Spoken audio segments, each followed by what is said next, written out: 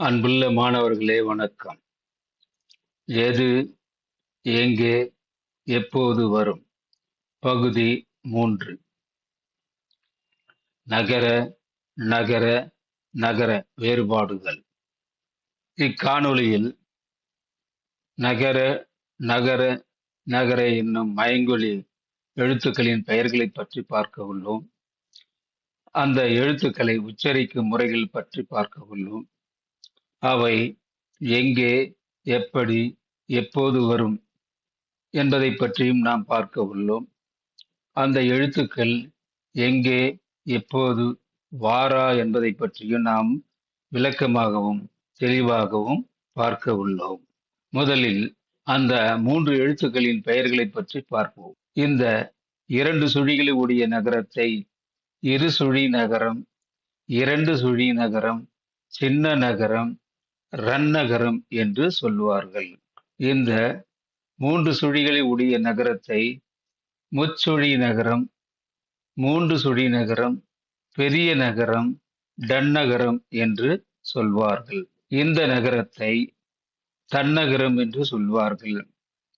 நன்றி என்ற சொல்லில் இருக்கின்ற நகரம் என்பதால் இதற்கு நன்றி நகரம் என்று கூட சிலர் சொல்வார்கள். முதலில் இன எழுத்துக்கள் பற்றி பார்ப்போம். இன எழுத்துக்கள் என்பது ஒரு எழுத்து தோன்றுகின்ற இடத்திலேயே அதற்கு நிகரான இன்னொரு எழுத்தும் தோன்றும்.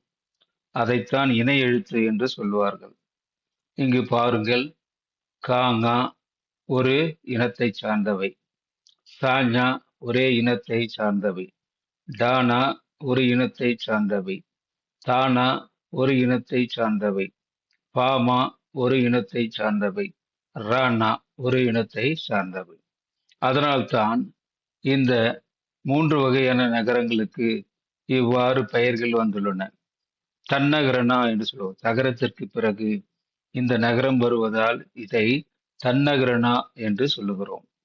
அடுத்ததாக டகரத்திற்கு பிறகு இந்த 3 சுழி நகரம் வருவதால் இதை டன்னகரனா என்று நாம் சொல்லுகிறோம். இறுதியாக வல்லின நகரத்திற்கு பிறகு இந்த 2 சுழி நகரம் வருவதால் இதை ரன்னகரனா என்று நாம சொல்லுகிறோம். இவ்வாறுதான் இவற்றின் பெயர்கள் அமைகின்றன. சில இடங்களில் முச்சுழி நகரம், இரு சுழி நகரம் என்றெல்லாம் கூட சொல்லுகிறார்கள்.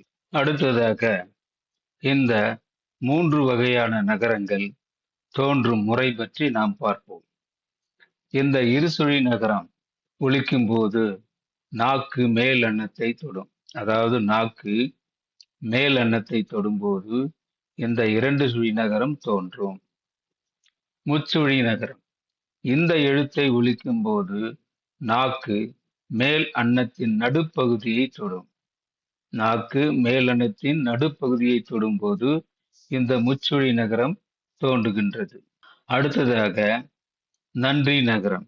இவ்வெழுத்தை ஒலிக்கும் போது நாக்கின் நுனி மேல்வாய்ப்பல்லின் நுனியை தொடும். அதாவது நாக்கினுடைய நுனி மேல்வாய்ப்பல்லினுடைய நுனியை தொடுவது.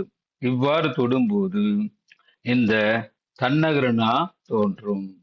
இனி இக்காணொளியில் நகர, நகர, நகர என்னும் எழுத்துக்கள் எங்கே, எப்படி, எங்கு வரும் என்பதை பற்றி விளக்கமாக பார்ப்போம். 1. டகர வரிசை எழுத்துக்களின் முன் அதன் இன எழுத்தான முச்சுழி நகரம் வரும். டகரத்தின் முன் அதன் இன எழுத்தான முச்சுழி நகரம் வரும். அவ்வாறு தகர வரிசை எழுத்துக்களின் முன் அதன் இன எழுத்தான தன்னகரனா வரும்.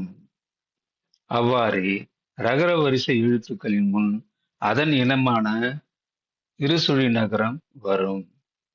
பொதுவாக இந்த சொற்கள் இவ்வாறு தான் அமைந்திருக்கும். பாருங்கள், வண்டி.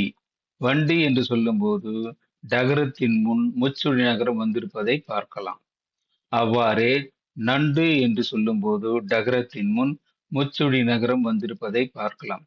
மேலும் கண்டான், உண்டான் என்னும் சொற்களிலும் டகரத்தின் முன் நகரங்கள் வந்திருப்பதை, முச்சுழி நகரங்கள் வந்திருப்பதை நாம் பார்க்கலாம். அவ்வாறே பந்து என்று சொல்லும்போது தகரத்தின் முன் அதன் இணை எழுத்தான தன்னகரனா வந்திருப்பதை நாம் பார்க்கலாம். சிறந்த என்று சொல்லும்போது தகரத்தின் முன் அதன் இணை எழுத்தான நகரம் வந்திருப்பதை நாம் பார்க்கலாம். அவ்வாறே மகிழ்ந்தான், மலர்ந்தான் என்னும் சொற்களிலும் வருகின்ற தகரங்களின் முன் அதனுடைய இணை எழுத்துக்களான நகரங்கள் வந்திருப்பதை நாம் பார்க்கலாம். அடுத்து நன்று என்னும் சொல்.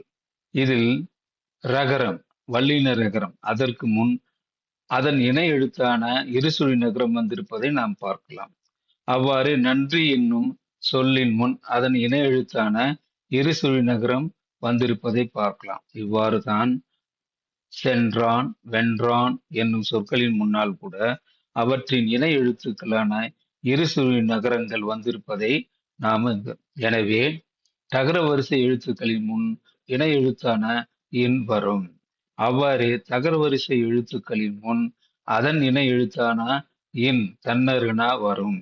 ரகர வரிசை எழுத்துக்களின் முன் அதன் இணை எழுத்தான இருசுழி நகரம் வரும் என்பதை நாம் இங்கு கவனிக்க வேண்டும். விதிவிலக்காக சில சொற்களில் முச்சுழி நகரம் அல்லது இருசுழி நகரங்கள் வரும்போது அதை அடுத்து பகரம் வருவதும் உண்டு. பாருங்கள், மாண்பு இங்கு பகரத்துக்கு முன்னா முச்சுழி நகரம் வந்திருப்பதை பார்க்கலாம். நண்பன் இங்கு பகரத்திற்கு முன் முச்சுழி நகரம் வந்திருப்பதை நாம் பார்க்கலாம். அவ்வாறே இன்பம் என்று சொல்லும் போது இங்கு பகரத்திற்கு முன் இருசுழி நகரம் வந்திருப்பதை பார்க்கலாம். அன்பு என்று சொல்லும் போதும் பகரத்தின் முன் இருசுழி நகரம் வந்திருப்பதை நாம் பார்க்கலாம். இது சில விதிவிலக்கு தான். பொதுவாக முன்னர் சொன்னது போல தகரத்தின் முன் அதன் இணை எழுத்து வரும், ரகரத்தின் முன் அதன் இணை எழுத்து வரும், தகரத்தின் முன் அதன் இணை எழுத்து வரும் என்பதுதான் பொதுவான விதியாகும். மேலும் அந்த சொற்களை இவ்வாறு எழுதுவதும் தவறு. எடுத்துக்காட்டுகளை பாருங்கள். வண்டி என்று சொல்லும் போது அங்கு இருசுழி நகரம் இட்டு எழுதுவது தவறு. நண்டு என்று சொல்லும் போதும் அங்கு இருசுழி நகரமோ அல்லது தன்னகரமோ இட்டு எழுதுவது தவறு. கண்டான் என்று சொல்லும் போதும் அங்கும் இருசுழி நகரம் இட்டு எழுதுவது தவறு. உண்டான் என்று சொல்லும் போது அங்கும் தன்னகரனா இட்டு எழுதுவது தவறானது.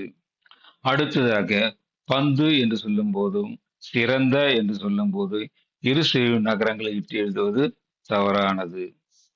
மகிழ்ந்தான் என்று சொல்லுகின்ற இடத்திலும் மலர்ந்தன என்று சொல்லுகின்ற இடத்திலும் இந்த நகரங்கள் வந்திருப்பது தவறு. அவற்றின் இணை எழுத்துக்கள் தான் அங்கே வந்திருக்க வேண்டும். மேலும் நன்று, நன்றி, சென்றான், வென்றார் என்னும் சொற்களையும் இதற்கு எடுத்துக்காட்டாக நாம் சொல்லலாம். 2.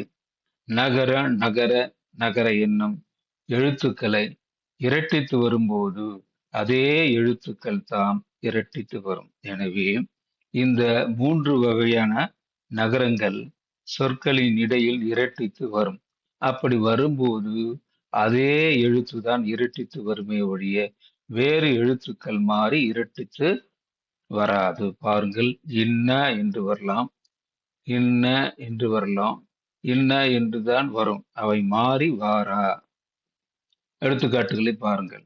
எண்ணெய் என்றது. எண்ணெய் என்பதிலும் இன் இரட்டித்து வந்திருப்பதை பல முச்சுழி நகரம் இரட்டித்து வந்திருப்பதை பார்க்கலாம். வண்ணம் என்று சொல்வதிலும் முச்சுழி நகரம் இரட்டித்து வந்திருப்பதை பார்க்கலாம். தண்ணீர் என்று சொல்லும் இடத்திலும் முச்சுழி நகரம் இரட்டித்து வந்திருப்பதை பார்க்கலாம். வண்ணம் என்று சொல்லுகின்ற இடத்திலும் முச்சுழி நகரம் இரட்டித்து வந்திருப்பதை பார்க்கலாம். அவ்வாறே கன்னம் என்று சொல்லுகின்ற இடத்திலும் இருசுழி நகரம் இரட்டித்து வந்திருப்பதை பார்க்கலாம்.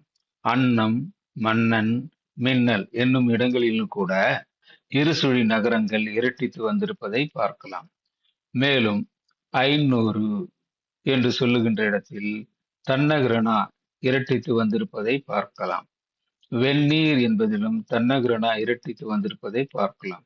அந்நாள், அந்நாட்டவர் என்னும் இடங்களிலும் தன்னகரனாக்கள் இரட்டித்து வந்திருப்பதை பார்க்கலாம். எனவே இவ்வாறுதான் இரட்டித்து வரும்போது ஒரு நகரம் அதை அடுத்து இன்னொரு நகரம் என்று மாறி வராது என்பதை பற்றி நாம் இங்கே தெளிவாக விளங்கிக் கொள்ள வேண்டும். அடுத்ததாக அச்சொற்களை இவ்வாறு எழுதுதல் தவறு. இந்த எடுத்துக்காட்டுகளை பாருங்கள்.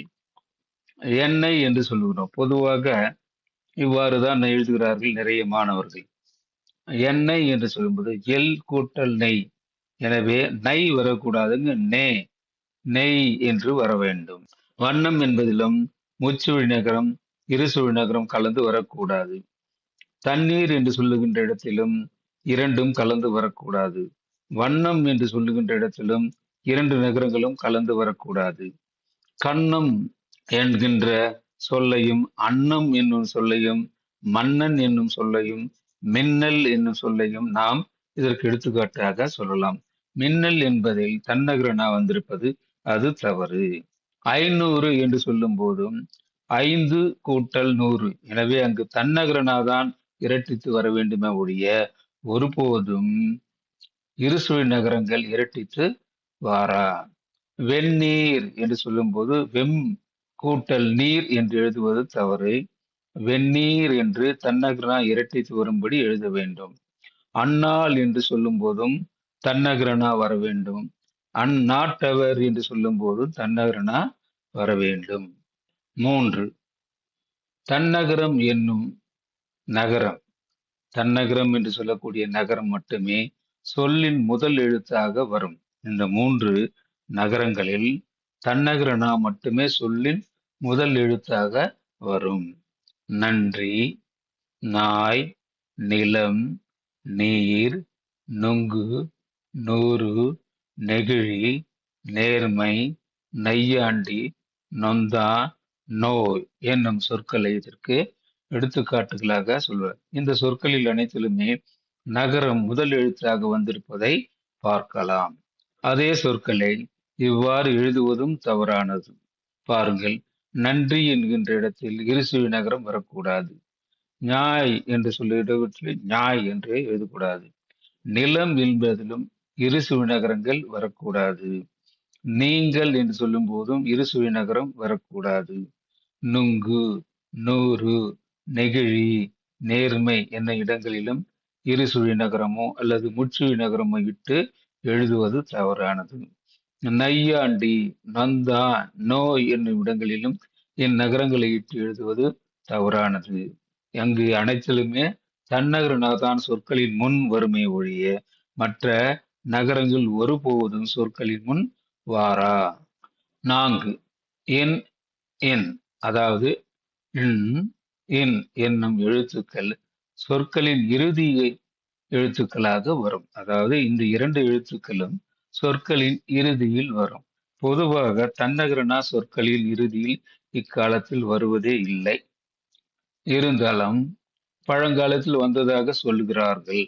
இங்கு இந்த 2 நகரங்கள் தான், அதாவது முச்சுழி நகரம் இருசுழி நகரம் என்னும் இந்த 2 ஈன்கள் தான் சொற்களின் இறுதியில் வரும். பாருங்கள், மண் என்று சொல்லும்போது இங்கே சொல்லின் இறுதியில் முச்சுழி நகரம் வந்திருப்பதை பார்க்கலாம்.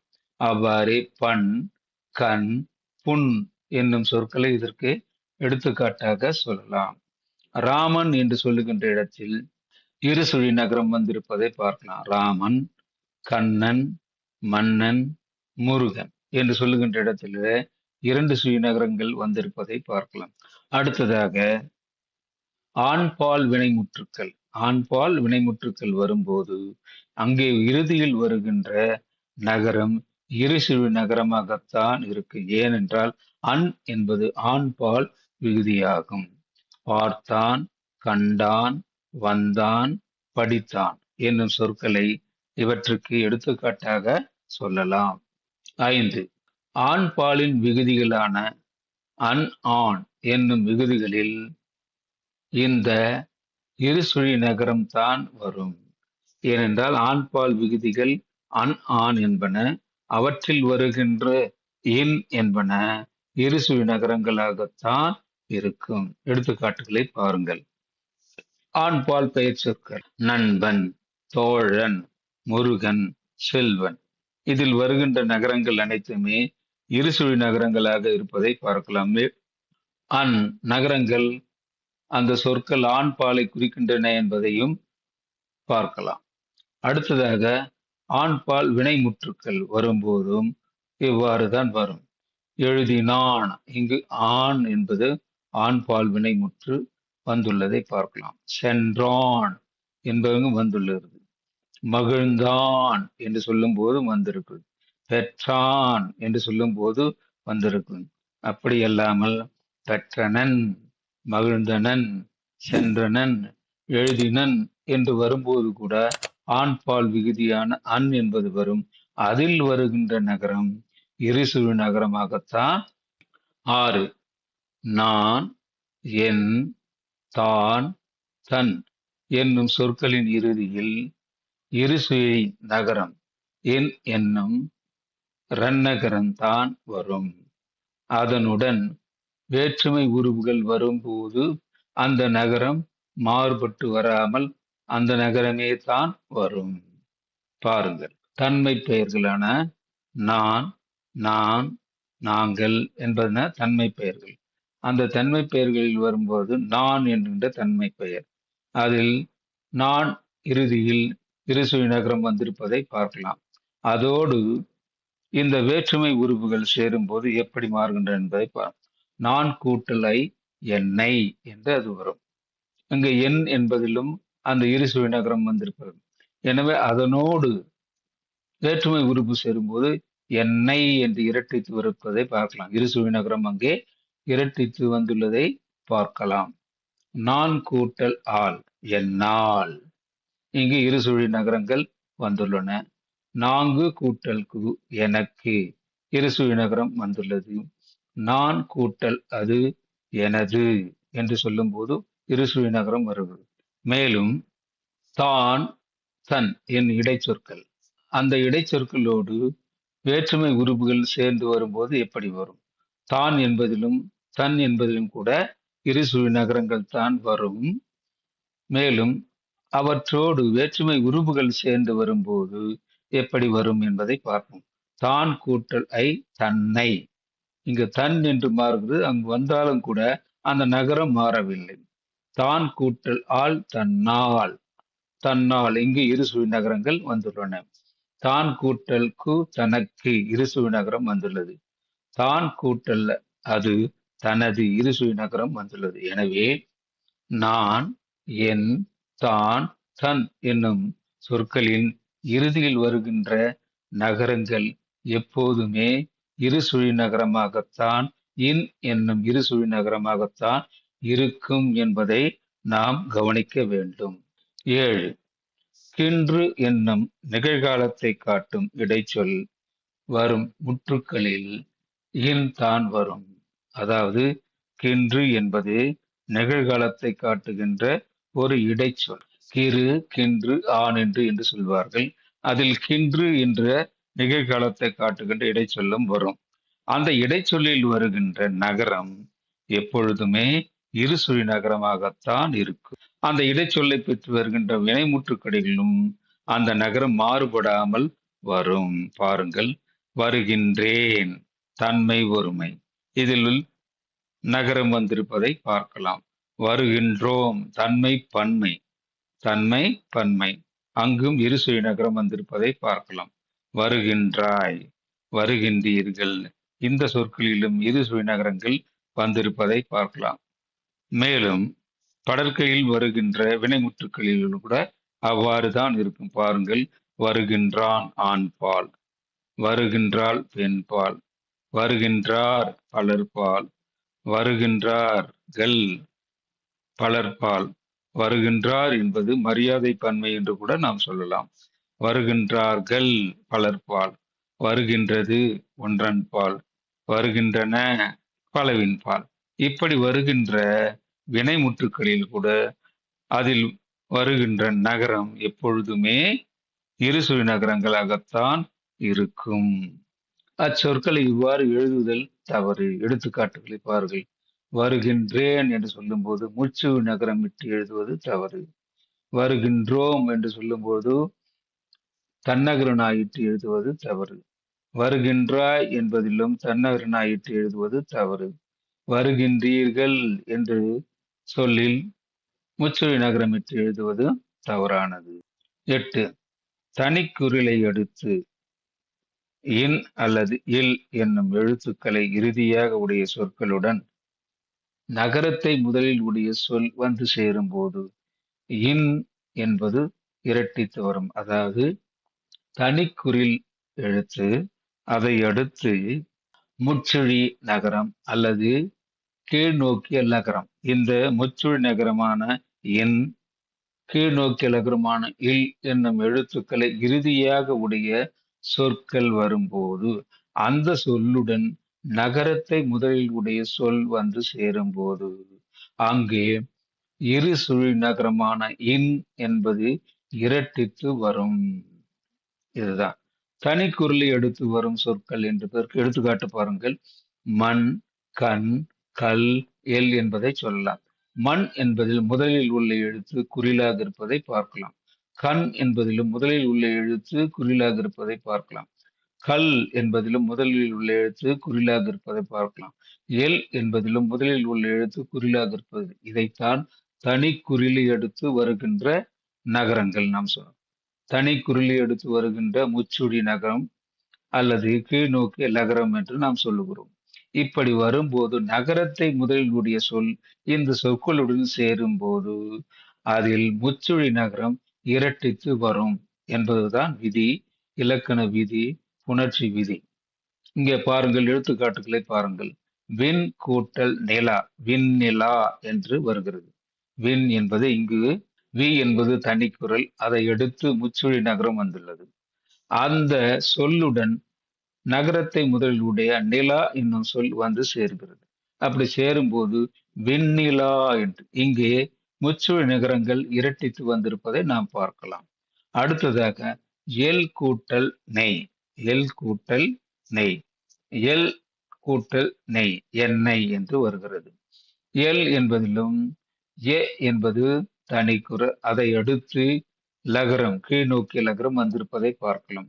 கூட்டல் நெய், நகரத்தை முதலில் உடைய சொல், தன்னகர நகாவை முதலில் உடைய சொல் வந்து சேரும் போது எண்ணெய் என்றவர். இங்கும் முச்சுழி நகரங்கள் இரட்டித்து வந்திருப்பதை பார்க்கலாம். 9. மற்ற இடங்களில் என்றால் தனிக்குறில் வராத சொற்களில் என்று பொருள். மற்ற இடங்களில் இருசுழி நகர இன் அல்லது மேல் நோக்கி நகர இல் என்னும் எழுத்துக்களை இறுதியாக உடைய சொற்களுடன் நகரத்தை முதலில் உடைய சொல் வந்து சேரும்போது அங்கே தோன்றுகின்ற இருசுழி நகர இன் என்பதை இரட்டித்து வரவே வராது. தனிக்குறில் என்றால் இரட்டித்து வரும், மற்ற இடங்களில் அவ்வாறு வரவே வராது. இந்த எடுத்துக்காட்டுகளை பாருங்கள். வான், வான் கூட்டல் நிலா. வான் என்பது வா, வா என்பது இங்கு நெடில் எழுத்து, அதனால் அது தனிக்குறில் எடுத்து வந்த எழுத்து என்று நாம் சொல்லக்கூடாது. வான் கூட்டல் நிலா, வானிலா. இங்கு நகரம் இரட்டித்து வரவில்லை. நகரம், இருசுழி நகரம் இங்கு இரட்டித்து வரவில்லை என்பதை கவனிக்கலாம். அவ்வாறு மேல் கூட்டல் நிலை, மேல் கூட்டல் நிலை, மேல் என்பது நெடில் எழுத்து, அதை எடுத்து லகர, மேல் நோக்கிய லகரம் வந்திருக்கிறது. அந்த சொல்லுடன் நகரத்தை முதலில் உடைய சொல் வந்து சேரும்போது மேநிலை என்று வருகிறது. இங்கு நகரம் தோன்றுகிறது. அந்த நகரம் இருசுழி நகரமாக இருப்பதை நாம் கவனிக்கலாம். எனவே இன் அல்லது இல் என்னும் எழுத்துக்களை இறுதியாக உடைய சொற்களுடன் நகரத்தை முதலில் உடைய சொல் வந்து சேரும்போது அங்கு இன் என்னும் இருசுழி நகரம் இரட்டித்து வரும் என்பதை நாம் கவனிக்க வேண்டும். 10.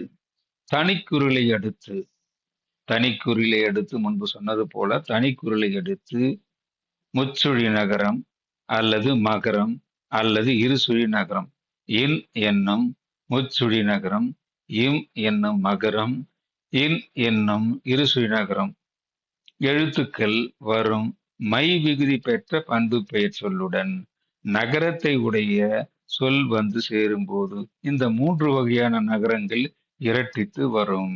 பாருங்கள், ஒன்று அது பண்பு பெயராக இருக்கும், மை விகுதி பெற்ற பண்பு பெயராக இருக்கும்.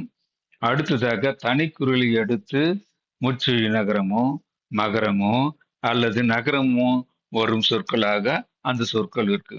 அந்த சொல்லுடன் தன்னகரனாவை முதலில் உடைய சொல் வந்து சேரும்போது அங்கு வருகின்ற நகரங்கள் இரட்டித்து வரும். பாருங்கள், மை விகுதி கெட்டுவிடும். பிறகு அந்த நகரங்கள் இரட்டித்து வரும். எடுத்துக்காட்டுகளை பாருங்கள். தன்மை கூட்டல் நீர். இங்கே மை விகுதி கெட்டது.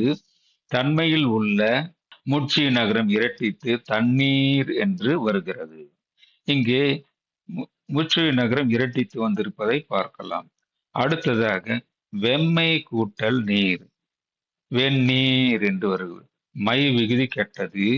இம் என்பது மகரமும் திரிந்து இன் என்ற தன்னகரனாவாக மாறி இருக்கிறது. அதனால் தான் வெந்நீர் என்று அது வருகிறது.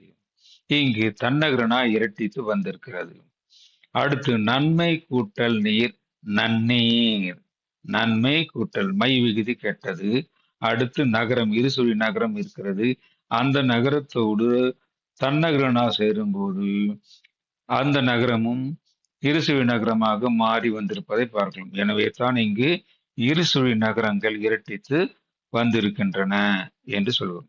ஆக மை விகுதி பெற்ற சொல், அந்த சொல்லுடன் தனிக்குறிலை அடுத்து இந்த 3 நகரங்கள் அல்லது மகரம் வரும்போது அங்கே தோன்றுகின்ற நகரங்கள் இரட்டித்து வரும் என்பதை நாம் இங்கு கவனிக்க வேண்டும். 11. நர் நர் வருமிடங்களை பற்றி பார்ப்போம். இது சிக்கலான ஒன்றுதான். பெரும்பாலும் இந்த இடங்களில்தான் மாணவர்கள் அதிக அளவில் பிழை செய்கிறார்கள். பாருங்கள், தன்னகரனா நர் வருமிடங்களை பற்றி பார்ப்போம். ரன்னகரனா ரன் நர் வருமிடங்களை பற்றியும் பார்ப்போம். இந்த நர் என்பது வினை சொல்லின் பகுதி பெயர் சொல்லாக மாறும்போது வரும். அதாவது தன்னகரனாவுடன் கூடிய நர் என்பது வினை சொல்லின் பகுதி, அதாவது வினை சொல்லின் பகுதி அல்லது வினை சொல்லின் வேர் சொல் அல்லது வினை சொல்லின் முதற் சொல் என்று கூட சொல்லலாம். அந்த வினை சொல்லின் பகுதி பெயர் சொல்லாக மாறும்போது வரும். இங்கே பாருங்கள், ஓட்டுநர். இதில் ஓட்டு என்பது வினை சொல்லின் பகுதி இருப்பதை பார்க்கலாம். அனுப்புனர், இங்கே அனுப்பு என்ற வினைச்சொல் இருப்பதை பார்க்கலாம். இயக்குனர், இங்கு இயக்கு, இயக்குதல் என்ற வினைச்சொல்லின் பகுதி இருப்பதை நாம் பார்க்கலாம். ஆக வினைச்சொல்லின் பகுதி அத்துடன் நர் என்பது சேர்ந்து வரும். இவ்வாறுதான் இந்த நர் விகுதி இங்கே வரும். ஓட்டுநர், அனுப்புனர், இயக்குனர் என்று வருவதை பார்க்கலாம். அடுத்ததாக ரன்னகரனா வரும் நர் வரும் இடங்களை பற்றி பார்ப்போம். பெயர் சொல்லுடன் சேர்ந்து பன்மை பாலில் வரும். அதாவது பெயர் சொல்லாக இருக்கும். முன்பு சொன்னது வினைச்சொல், ஆனால் இது பெயர் சொல்லாக இருக்கும். அதனுடன் இந்த நர் என்பது இணைந்து வரும். பாருங்கள், அணியினர். இங்கு அணி என்பது பெயர் சொல் என்பதை அறியலாம். சாதியினர், இங்கு சாதி என்பது பெயர் சொல் என்பதை அறியலாம். படையினர், இங்கு படை என்பது பெயர் சொல் என்பதை நாம் அறியலாம். வகுப்பினர், இங்கு வகுப்பு என்பது பெயர் சொல் என்பதை அறியலாம். வகுப்பு கூட்டல் நர் என்று வரும் முறையில் இந்த சொற்கள் இருக்கும். பாருங்கள், எனவே பெயர் சொல்லுடன் சேர்ந்து பன்மை பாலில் வரும். ஏனென்றால் ஓட்டுநர், அனுப்புனர், இயக்குனர் என்பது ஒருமையை குறிக்கிறது. ஆனால் அணியினர், சாதியினர், படையினர், வகுப்பினர் என்பது பலர்பாலை குறிக்கிறது. அடுத்ததாக நர் வருமிடங்கள், அதாவது ரன்னகரனா வருகின்ற நர் வருமிடங்கள் பலர்பால் வினைமுற்று வரும்போது வரும். பலர்பால் வினைமுற்று வரும்போது வரும். பாருங்கள், வந்தனர், இங்கு வருகின்ற நர். செல்கின்றனர், இங்கு வருகின்ற நர். படித்தனர், இங்கு வருகின்ற நர். படிக்கின்றனர், இங்கு வருகின்ற நர். எனவே பலர்பால் வினைமுற்றுக்கள் வரும்போது இந்த நர் வரும். அதாவது ரன்னகரனா அதை எடுத்த இரு என்பது வரும். வந்தனர், சென்றனர், படித்தனர், படிக்கின்றனர் என்பவற்றை இதற்கு எடுத்துக்காட்டுகளாக சொல்லலாம். மேலும் இரண்டுக்கான வேறுபாடுகளை பற்றி பார்ப்போம். நர் நர் வருமிடங்கள் இரண்டுக்குமான ஏற்பாடுகள். இந்த நர் வருமிடங்கள் என்றால் ஒருவரை குறிக்கும். அனுப்புனர், இயக்குனர் என்பது ஒருவரை குறிப்பதாக இருப்பதை நாம் பார்க்கலாம். ஆனால் இந்த நர் வரும் இடங்களில் பலரை குறிக்கும். படையினர் என்பது பலரை குறிப்பதை நாம் பார்க்கலாம். சென்றனர் என்று சொல்லும்போது பலரை குறிப்பதை நாம் பார்க்கலாம். 2, வினைச்சொல் பெயர் சொல்லாக மாறும்போது வரும். இந்த நர் என்பது வினைச்சொல் பெயர் சொல்லாக மாறும்போது வரும். அதனால்தான் இங்கு அனுப்பு, இயக்கு என்பது வினைச்சொற்களாக இருப்பதை நாம் இங்கே பார்க்கலாம். பெயர் சொல்லாகவும் வினைமுற்றாகவும் இருக்கும்போது வரும். இந்த நர் என்பது பெயர் சொல்லாக இருக்கும்போது வரும், வினைமுற்றாகவும் இருக்கும்போது வரும். பெயர் சொல் என்பது படை நர், படையினர் வந்திருக்கிறது. சென்றனர் வினைமுற்றாக, பலர்பால் வினைமுற்றாக வரும்போது வந்திருக்கிறது. ஆக பெயர் சொல் பலர்பால் பெயர் சொல்லாக இருக்கும்போது வருகிறது. பலர்பால் வினைமுற்றாக வரும்போது இந்த நகரங்கள் வருகின்றன, இந்த நர்கள் வருகின்றன என்பதை நாம் இங்கு கவனிக்க வேண்டும். சரியான பிற சொற்கள். மேலும் எந்த நகரம் வர வேண்டும் என்றது சொல்ல முடியாத ஒரு சில சொற்கள், நிறைய சொற்கள் தமிழில் உள்ளன. அவற்றை பற்றி நாம் பார்ப்போம். அதில் ஒரு சில சொற்களை மட்டும் இங்கு நாம் பார்ப்போம். ஆணை என்று சொன்னால் முச்சுழி நகரம் வந்திருக்கிறது, கட்டளையை குறிக்கிறது. அதே ஆணை என்பது இருசுழி நகரம் வந்தால் அது யானையை பனி என்பது முற்றுழி நகரம் வந்தால் வேலை என்பதை குறிக்கிறது. பனி என்பது இருசுழி நகரம் வந்தால் குளிர், பனிக்காலம் என்று சொல்கிறோம்ல, குளிரை அது குறிக்கும். ஆண் என்பது முச்சுழி நகரம் வந்தால் ஆண் பாலை குறிக்கிறது. ஆண் என்பது இருசுழி நகரமாக வரும்போது பசுவை குறிக்கிறது. எண் என்பதில் முச்சுழி நகரம் வந்தால் எண்கள் என்பதை அது குறிக்கிறது. என் என்பது தன்மை உரிமையை, என்னுடைய, எனது என்று சொல்லுகின்ற தன்மை உரிமையை அது குறிக்கிறது. மனம் என்பதில் முச்சுழி நகரம் வரும்போது வாசனையை குறிக்கிறது. மனம் என்பதில் இருசுழி நகரம் வரும்போது உள்ளத்தை குறிக்கிறது. மான் என்பது மாண்பு, மான் என்பது பெருமையை குறிக்கிறது. மான் என்று சொன்னால் அது புள்ளிமான், கலைமான் என்பன மான் வகையை குறிக்கின்றதை பார்க்கலாம். தின் என்பது திடமான, திண்மை என்ற சொல்லிலிருந்து வந்தது. தின் உறுதியை குறிக்கிறது. தின் என்பது சாப்பிடு, தின்றான் என்று சொல்லும்போது சாப்பிட்டான் என்ற பொருளை தருவதை பார்க்கலாம். கான் என்பது பார் என்னும் பொருளை தருகிறது. இருசுழி முச்சுழி நகரம் வரும்போது பார் என்ற பொருளை தருகிறது. இங்கு வருகின்ற கான் என்பது காட்டை குறிக்கிறது. இவ்வாறாக நிறைய சொற்கள் தமிழில் உள்ளன. அந்த சொற்களை மேலும் மேலும் பல நூல்களை படிப்பதன் மூலம் நாம் அறிந்து கொள்ளலாம். இக்காணொளியில் நகர, நகர, நகர என்னும் மயங்கொலி எழுத்துக்களின் பெயர்களை பற்றி முதலில் பார்த்தோம். அவற்றை உச்சரிக்கும் முறைகள் பற்றி பின்னர் பார்த்தோம். அவை எங்கே, எப்படி, எப்போது வரும் என்பதை பற்றி விளக்கமாகவும் பார்த்தோம். மேலும் இறுதியாக அவை எங்கே, எப்போது வாரா என்பதை பற்றியும் விளக்கமாக பார்த்தோம். இத்துடன் இக்காணொளி நிறைவு பெறுகின்றது. மிக்க மகிழ்ச்சி. நன்றி மாணவர்களே. வாழ்க வளமுடன்.